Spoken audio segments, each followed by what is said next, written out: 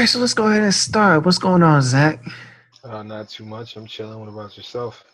Man, it's been a long day. Had to drive down from Dallas. Um, Successful week though. I feel the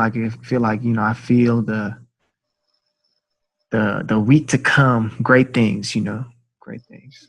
Same here. I love it when it's like that. Always good energy, positive vibes. It is what it is, man. So let me ask you. I've had a lot of people ask me like, what Trollproof is about. Like, what do we do? And I know how to answer them, but I feel like I haven't answered them on air. So what do we do? We're trollproof. We come from so many angles that trolling doesn't necessarily affect us. We're Right. here and we're not going anywhere. We stand firm, and the things that we say, the things that we give, the information that's coming on this podcast is 100% legit. And Yeah. I mean, regardless of if people wanted to come with this angle, come with that angle, or come with some nonsense Right. that's Right. not quite kosher, Yeah. but Yeah. we're Yeah. troll proof. That's pretty plain and simple. That's how I would put it, man. We bring to light things that a slice of the truth. I don't think that we have the whole thing figured out. I don't think anyone does. But we bring to light a truth that can't be hidden. Can't be taken. Can't be. It's competitive and it's real, and Exactly. that's all you could ask for. So yeah, let's go ahead and jump into our first topic, which probably should be what's going on in the news with all the back and forth in Congress, um, the immigration laws. But before we get into that, because I feel like everyone talks about that, everyone knows Yeah. the CNN. Just talk about a little bit about the consumerism. I have here uh, that the best means the most flamboyant. What do you think about that? The best means the most flamboyant. Well, I mean, it makes sense in the realm that we exist.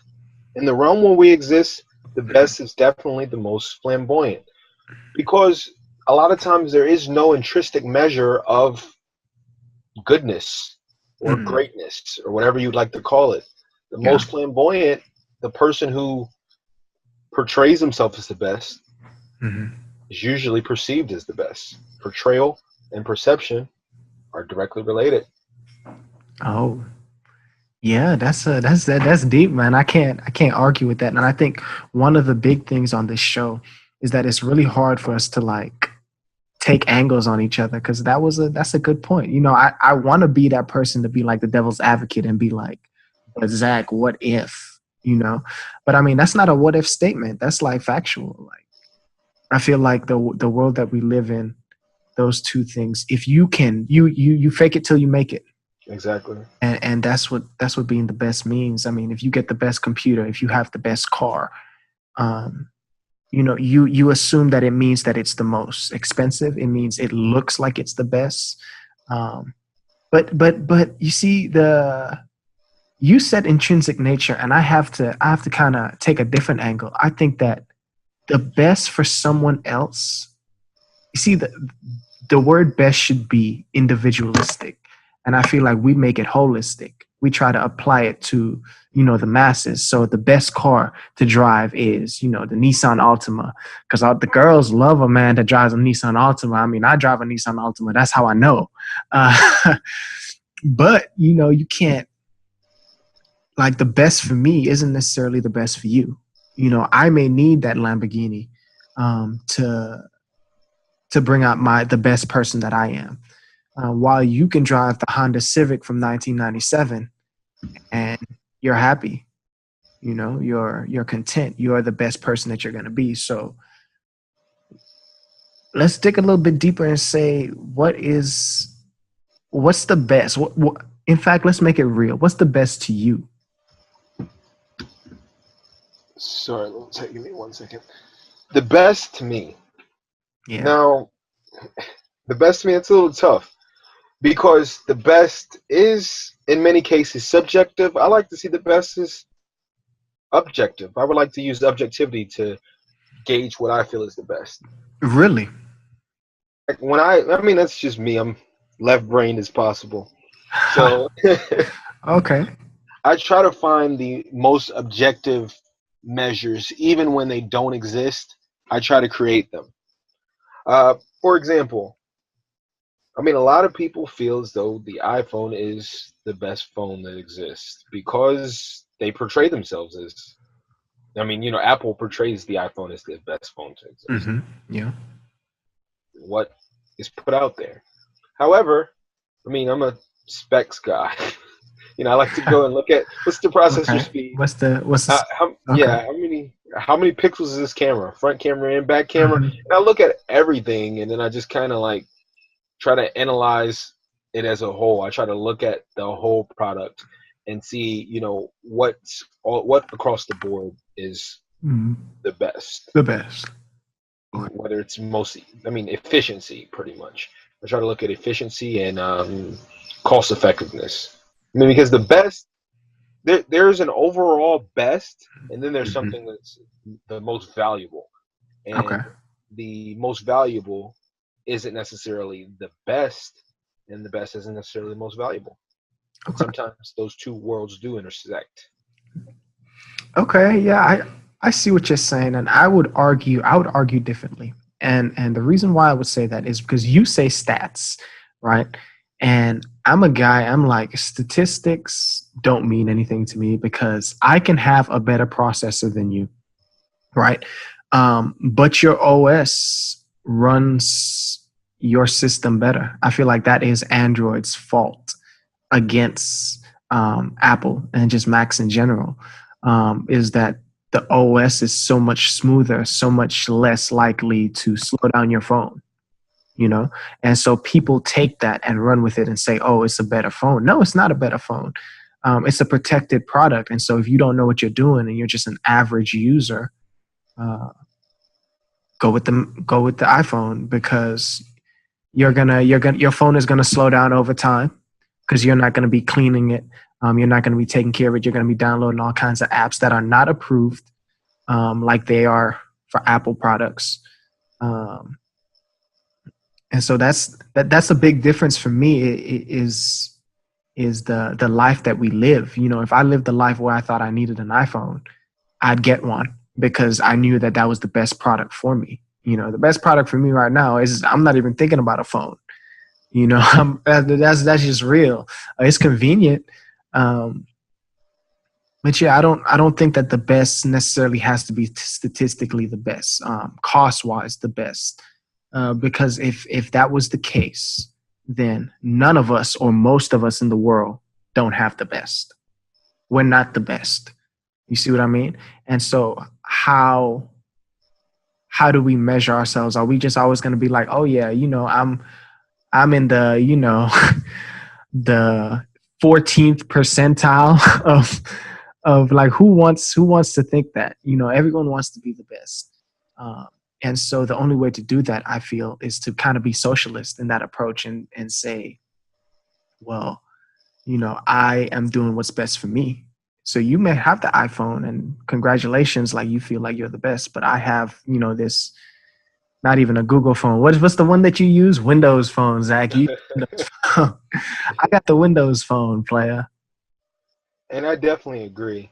And I can see how that kind of leads me into believing that the best depends upon what function you're looking to get out of it.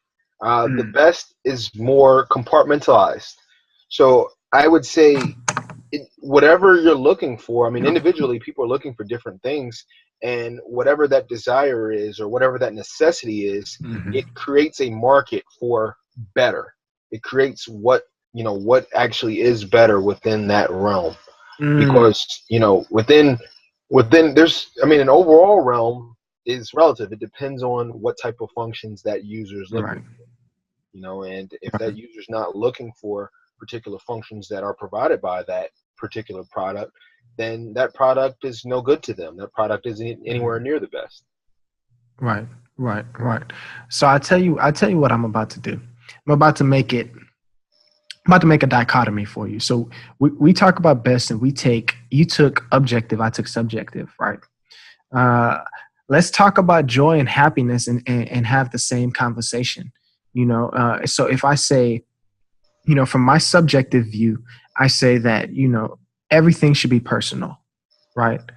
And you're saying, like, in my realm, there's the best for me, and there's still the worst for me, right? And so you're saying, if someone was catering to people like me, there are products that I would think are the best products, and people like me would think that those are the best products, right? Mhm. And so if we relate it to joy and happiness, am if I have all of the joy in the world, but I have nothing to make me happy. So I have joy. I wake up every day, I'm happy.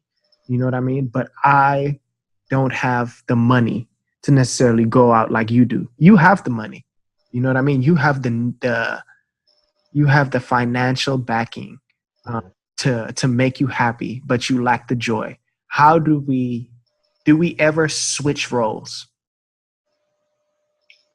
Or can we switch roles? So let's say I keep my happiness. I keep my joy, and take your happiness, and you keep your happiness, and you take. Well, see, I think personally that kind of lends towards Maslow's hierarchy of needs. And I think that if you don't have self actualization, then you won't be able to discriminate between the two. And you'll constantly be Mhm. seeking a balance that you can't identify. Mm, So, and whenever you're seeking something you can't identify, I mean, you're spinning in circles. And mm. I mean, that would kind of be life up until you reach uh, top that top need on the hierarchy of needs, which is self actualization. Do you think that how many people, give me a percentage, do you think reach that level of, I guess, sex self actualization, the top, that top tier? Because I feel like most people don't even really get out of being like 16, 18 range. They never mature past that, honestly speaking. You know, Yeah. So I'm going to have to get statistical here and utilize my Zach, bell Zach is curve, a Zach is a statistician here. utilize my bell curve and say that it's less than 1%. Oh, I'm gonna have to say around 0.4%. okay. So here's the thing, right? And this is, we've had a video about comparing up, right? Mhm. Everyone always compares up. And so when I ask you, how many people are at the top, there is no comparison, right, of whoever is at the top. Because once you're at the top, you're at the top, right? And then Yeah. it's just like, you're there. But my question to you is, do you think that there are people that haven't reached self-actualization, right? Mhm. Somehow they know that they're not there yet. They know they're not at They the know top. they know that they don't have self-actualization yet, because I feel like that's important. Because if I am someone and I know that I don't have self-actualization, right, Mhm. and but it's something that I'm working towards, do you think that exists? I do believe that exists. I do believe that there's people who are on the path towards self actualization, and I feel as though those individuals, I mean, may be very sound in one area. They may have happiness, a lot of happiness, and be working on joy, or they may have a lot of Mhm. joy and be Be working on working on happiness. happiness, right? Right.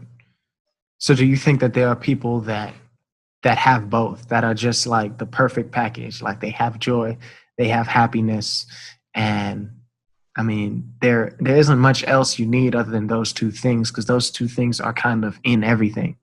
Yeah, it's. I mean, it's really tough to say, and in order to see an example of that, or I feel like in order to know, I would have to really have seen an example of it. I would believe, because you can't really get into what is the makeup of someone's, inner person, like what they have, what they feel, what they truly feel. You only know what people give off, what people emit. And Mhm. what people emit sometimes is the farthest thing from what they actually feel inside. I mean, you can look at celebrities, and I mean, a lot of them, or even, CEOs and, big wigs, people who have all the money, you can look at a lot of them, and on the outside, I mean, they appear to be happy, Yeah. but are they joyous? Or, I mean, are they even happy? I feel like, I mean, if I don't know the actual numbers, but I mean, I'm pretty sure that drug use is higher, in the communities that are more affluent. I mean, I guess I'm sure they're more expensive drugs, but drug use is really high in like Hollywood and you know higher end. I mean, people who have money to blow a lot of times blow it on drugs, Right. Right. and drugs, in my opinion, are Mhm. a direct sign of unhappiness. I mean, if you're using drugs, then You think so? So I actually I feel the same way, right? I feel like drugs somehow are can be. I'm not gonna say that they are. not, yeah, not always. But, Right, right. Of course, but at the same time, I have friends, right? And I've mhm. spoken with people that have said that, in college they drank or they smoked weed or they, did this, did that. And I really don't know all the categories of drugs or the Yeah, street names for them. However, they say that, they kind of graduate. And as you graduate, they start taking, prescribed drugs hmm, that are, doctor appointed. And they're like, yeah, that's how people get lit in their 30s and 40s, 50s, 60s, really, is that you're not doing recreational drugs anymore. It's drugs that you need to function or drugs that you need to, I don't know, like focus. yeah, Think about every morning these people wake up and they're drinking coffee, coffee, coffee, yeah, coffee, coffee, coffee, coffee. Now we say, oh, it's addicting, but it's not a drug. And I'm like, well, that's what people do. They have a long day, they take some headache medicine. They go to the doctor, they have a cough, they get some, cough medicine. What's that song? Percocet? yeah. Percocet, like these are real things. Like Oh yeah, yeah, they are. people will get pills and pop these pills in a second, and that's the new marijuana.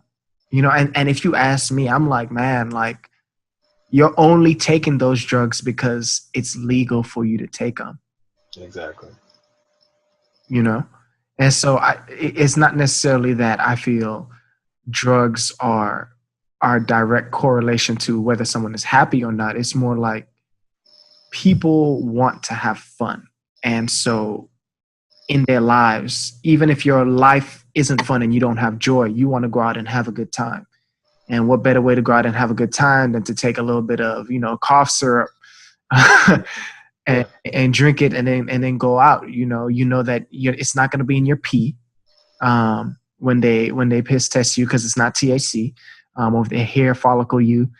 Uh, and so that's the way adults and I feel like America works. You get prescribed drugs and just go get lit like you're yeah. in college. But see, if you ask me, there's only a few reasons why people will use any of these vices. I mean, whether we want to call them drugs or not, Hmm. whatever you want to call them. I Right. mean, people use them, and I feel like the two. I mean, the few reasons are, I mean, either to fit in with others. I mean, who are doing it. I mean, it's a part of the groupthink Yeah. crowd. The That, culture. yeah, culture, whatever you want to call it. You got that thing, and then you also have to provide yourself with artificial joy. Mm. Because you're not however you're feeling currently at the moment before you take drugs, you're not happy with it. You don't like it, and if you did like it, you still like the artificial version better. You're like, hey, you know what? This state that I'm in right now, Is the best cool. me. Oh, but I'd rather this version, this altered version. Altered version. But Zach, you see the crazy thing is, right? And I'm gonna play devil's advocate because I see the perfect opportunity. We both work out, right? Mm-hmm. So, and I had this thought the other day because I know people that know people that know people that know people that happen to be on drugs, and they are convinced that the same way I take a supplement, whether it's fish oil, carb shake, protein shake, to get into my physical peak, they're convinced that for them to be in their mental or, spiritual or, whatever, their physical shape, their diet, their whatever you want to call it, right? They have to have the same way I take my protein and my fish oil is the same way that they have to, smoke in the morning or, pop a pill before they go out with their friends. And that's, I can't discredit them and be like, hey, what I do for physical fitness, but what you do, you just do because you're not happy. Like that's not real. I mean, you say you can't, and maybe in some respects you can't, but what one thing you can do is you can go on sites like Google Scholar or Examine.com, and you can see that there is objective evidence that protein's going to increase muscle strength and size, and you're not going to be able to see things like that with heroin or whatever. No, I mean your point. He said Google Scholar. I'm done with you, Zach. Because Lexus Nexus, if you want to take it a school route. I mean, I can't say that you're wrong, but here's the thing: we have to be very careful in trying to analyze everything in a pattern that makes sense to everyone else. Because then what we do is we flatten innovation and inflate, I guess, the status quo. I mean, I would agree, and I mean, I guess in that sense, you kind of take away from the dynamicism of the human mind. I feel as though, some things within the human mind you can't quantify, you can barely qualify, and when you have individuals with their different dynamic minds, maybe there is something that measurement misses, that measurement can't quite capture. Right. Or maybe we can capture it, but we just haven't. We don't have the test or the knowledge or even the equipment to catch it, or to qualify it. Like if you ask me, what do I think is more dangerous, right? And you asked me tobacco, alcohol, or marijuana, right? And you told me to rank them in the order of, danger, right? My number one would be alcohol. My number two would be alcohol. My number three would be alcohol. My number 4, 5, and 6 would be tobacco, right? And then like at number 7 is like marijuana, and that's just the hierarchy of how these drugs should work. And now let's go back to reality and see how you can have as much alcohol in your house as you want. You realize that you can have a house full of tobacco if you want. If you have a house full of marijuana, right, you are like Pablo Escobar. Without the proper paperwork. and being Without in the proper paperwork. That is truth. That is truth. Shout out to Colorado. Yep. That's my state, man. Really? It's your second home now? Yeah, I mean, I go there every year, man. I definitely do. I went skiing last time. It was amazing. I prefer Vegas, man. Oh, you're a Vegas man. You see, Vegas has more vices than Colorado does, man. So let's not go. But they also inclusively have the the Colorado Vice as well. Oh yeah, I mean, there's like one Colorado Vice, Yeah.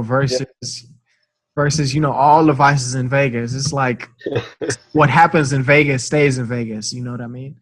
Because they know they bring out the vice in people. It's true. And a lot of and I guess to get back on topic, I mean, a lot of people use a lot of these places to kind of manufacture joy. But I mean, that's what. So I this crazy thing happened to me.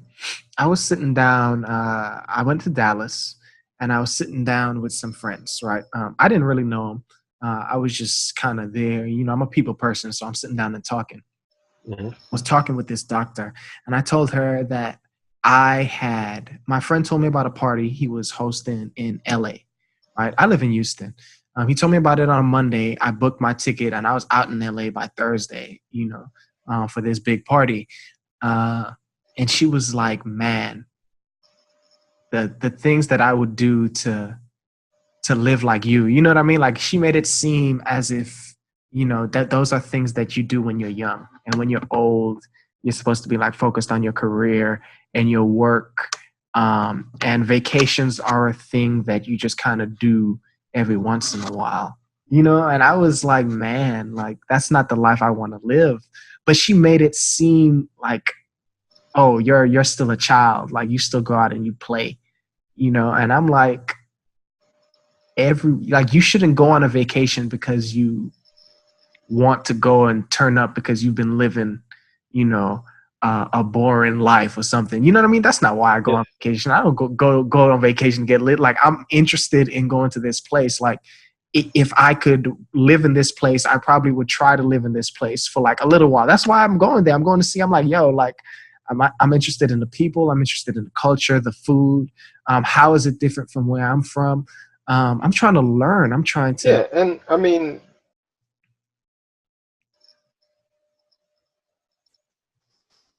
go ahead. No, no, no. I'm done, man. That's just my.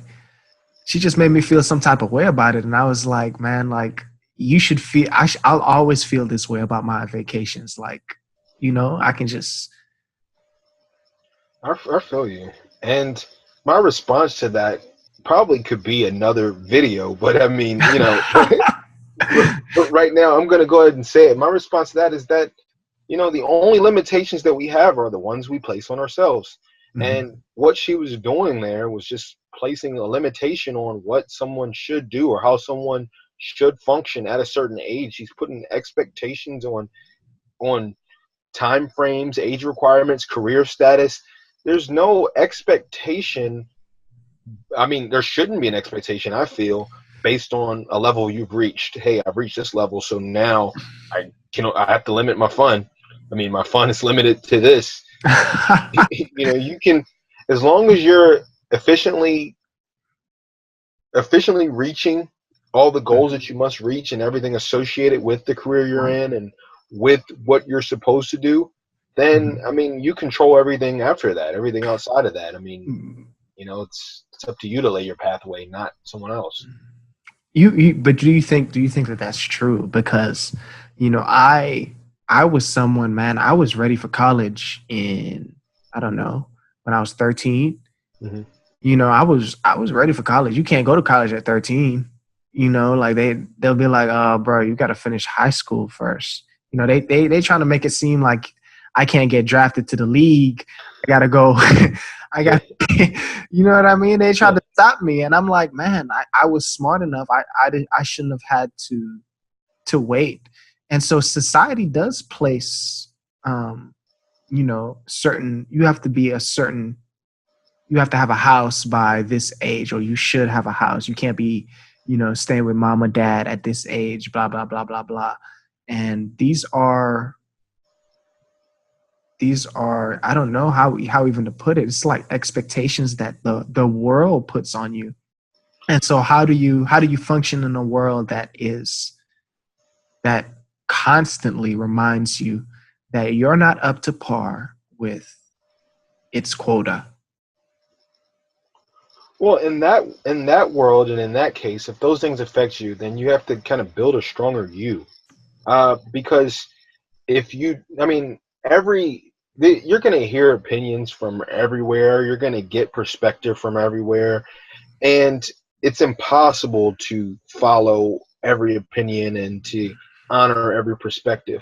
But if you have a strong enough you and a strong enough core and a Mm. strong enough plan that you're going to follow, I mean, you can kind of weed out, what is something you want to follow and what's something that that you don't necessarily want to follow or need to follow for what your pathway is.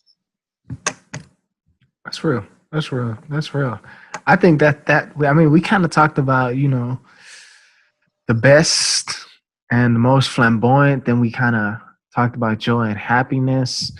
And then we somehow got onto drugs, which is honestly, like, I feel like it's one of those topics that's pushed under the rug. Like, no one talks about it. No one talks about the drug problem here in America. We like to talk about like drugs, like, oh, marijuana and cocaine, and like make it seem like if our whole entire adult population isn't some way or another hooked on something or to something. It's very true. We talked about all of that, man, and so it's kind of like at this point, uh, it's up to you. I feel like I've been picking the subjects. I've been picking and choosing. I don't know whether you wanted to just say, hey, call it a night and be like, hey, we did our thing. Questions, comments, concerns. It's up to you, my brother. Yeah, I mean, what we could do right here is we could keep it short and sweet, and then we could leave a little bridge here. Hey, Mm. if anyone wants to, comment, add anything, then hey, we're willing to continue this conversation on. Or if you guys want to just leave it there, end it right here and say, hey, you know what? Let's just end this one, and we'd like to hear you guys on the next topic. Then leave it there. But I mean, we could even title this one Ellipses. Ellipses. Ellipses. I like that. Let me type that in real quick. For sure. But yeah, I have had a lot of conversations with people that have listened to the podcast and are not commenting, or because they know me personally, and that's basically how you start, is that you connect with people that you know. Exactly. And in that respect, if you're someone watching for the first time and you want to know what we're all about, comment, ask us a question. We're not. I'm super nonchalant and laid back. Like, Zach will hit you with the with the statistical facts. Like, I'm more like, man, I actually want to hear what you have to say. And I don't want to hear what you have to say. Zach, He's trying to paint me as a bad guy. I'm a good guy. No, most definitely not. Like, we definitely started this because he's the good cop, and he's the bad cop. I'm the good cop, bad cop. And it kind of started with us just wanting to share our ideas, let people hear what we talk about when we get together. This is regular table talk for us. And of course, we try to prepare and talk about the videos, but I feel like I do the videos for me. And so, but if anyone is getting anything from it or for it, then that's a plus, Me and Zach are going to talk about it regardless of whether it's recorded or not. Exactly. And we hope that you guys are getting something out of it. Because, I mean, if you are, or, if anybody is, then it's beneficial. And I mean, a lot of times people see, sometimes I know a lot of times people would see me and they're like, well, you think very differently. I mean, I would like to know why you think like that or how you think like that. I mean, this is just kind of, I think Achille probably hears the same type of thing. And, this is kind of just a portal into our minds. Like, it's kind of lets you in and know, how this stuff kind of stems up and gives you more of the basis behind it. Because sometimes, we can come off a certain way. I know I can, I know he can. And it oh man. kind of lets you in a little bit and, lets you see the Does it? fabric of this thought. Maybe. If you're looking for that type of stuff. Yeah, you got to be looking for it. I think, but you know what? You have to have an open mind. to a lot of things and to a lot of people. You don't have to accept and believe anything that anyone says. But at the same time, you don't want it to be said that they said something that you could have benefited from and you chose not to listen. Exactly. Yeah. So again, we're Trollproof, and we out here. Out.